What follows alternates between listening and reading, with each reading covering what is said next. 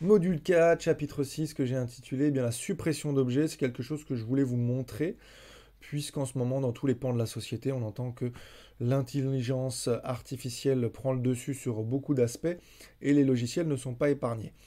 Vous avez forcément entendu parler de ChatGPT et d'autres outils qui permettent de faire des choses assez extraordinaires. En tout cas, en ce qui concerne les logiciels, il y a encore un petit peu de travail et je voulais vous montrer cet outil-là, la suppression d'objets. J'ai pris cette suppression d'objets dans le cadre qui était recommandé par DaVinci Resolve, à savoir traquer un objet qui soit bien défini sur un fond uni. En l'occurrence ici, c'est un plan de drone, simplement d'un bateau qui a une couleur complètement différente de notre fond uni. Donc on respecte bien le cas dans lequel DaVinci Resolve nous dit cet OFX là eh bien, peut vraiment être très utile. J'ai essayé une dizaine d'images, c'est pas mirobolant. Et vraiment, même dans le cas le plus simple, vous allez voir que ça fait pas des choses exceptionnelles. Néanmoins, à vous de tester chez vous en fonction de votre image pour voir si ça peut vous être utile. Je vais vous montrer comment on s'en sert. Comme tout travail avec l'intelligence artificielle, il faut quand même lui dire, voilà, c'est cette partie-là que tu vas, en l'occurrence ici, on va essayer de la supprimer. C'est cette partie-là que tu vas supprimer. Donc tout simplement, je vais créer un masque basique autour de mon petit bateau. Voilà. Donc là, ma tête de lecture est à la fin. Donc je vais venir traquer ici, hop, en background. Hop. Donc là, je regarde ce qu'il a fait. Ok. Il a bien traqué mon bateau. Très bien. À partir de ce moment-là, je peux ouvrir mes FX ici et dans Resolve FX Revival, tout en bas, vous avez la suppression d'objets. Vous le prenez, vous le mettez directement sur ce nœud-là. Et là, on a 4 sous-menus, analyse, rendu, plaque propre et fondu de l'ensemble. Pour l'instant, ce qui nous intéresse, c'est les deux premiers. Hop, on va augmenter un tout petit peu ça. Vous avez différents modes scène, vous en avez 3. Vous avez le contour, l'arrière-plan et l'objet. Le contour, donc je peux afficher le masque, donc vous voyez. Le contour, il va déterminer les contours que vous avez fait pour se servir de ce masque-là et tenter d'éliminer.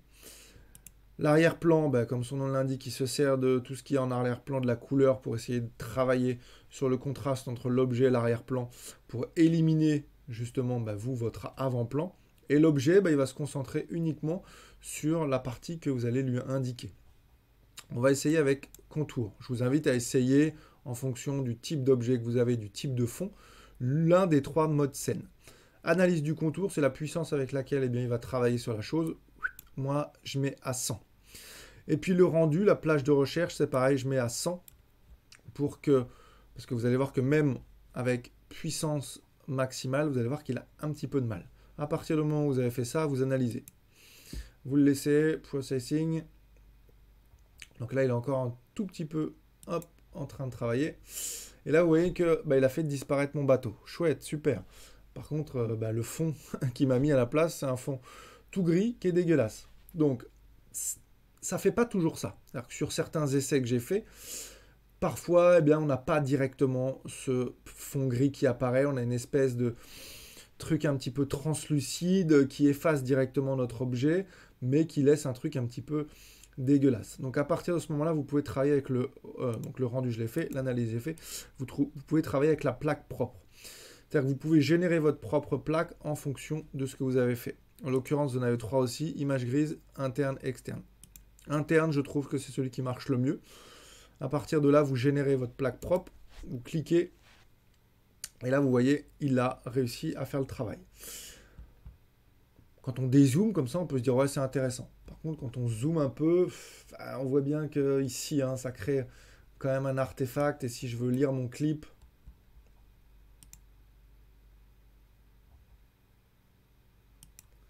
ça fait moyennement le job. Certains pourraient se dire là, non, c'est propre, c'est intéressant. Quand on travaille en étalonnage, on veut vraiment que les choses soient précises. Donc voilà, si je zoome, on voit bien que c'était dans cette zone-là. Après, je peux le supprimer et je peux le remettre pour essayer quelque chose d'autre. Si on analyse pas avec le contour mais avec l'arrière-plan, hop, on peut lui indiquer ça, il analyse, on peut voir le travail qu'il fait. Bon, vous voyez, il me refait exactement la même chose. Donc, si je génère une autre plaque propre, est-ce que c'est un petit peu mieux? Bon, pas tellement, il y a encore cette zone-là. Maintenant, pour des plans qui sont très très loin avec un objet qui est très petit, ça peut être intéressant. Mais voilà, il y a quand même ses limites. Le travail avec la suppression d'objets est vraiment pas compliqué du tout, vous voyez, hein, simplement on analyse le rendu, et puis ensuite, eh bien, si ça n'a pas suffi, eh bien, on génère une plaque derrière. Donc c'est pas très compliqué à utiliser. Donc, je voulais vous le montrer, mais gardez à l'esprit que ça a quand même ses limites et que on n'est pas prêt d'être remplacé tout de suite. Voilà les amis, on va se retrouver maintenant pour le prochain cas concret.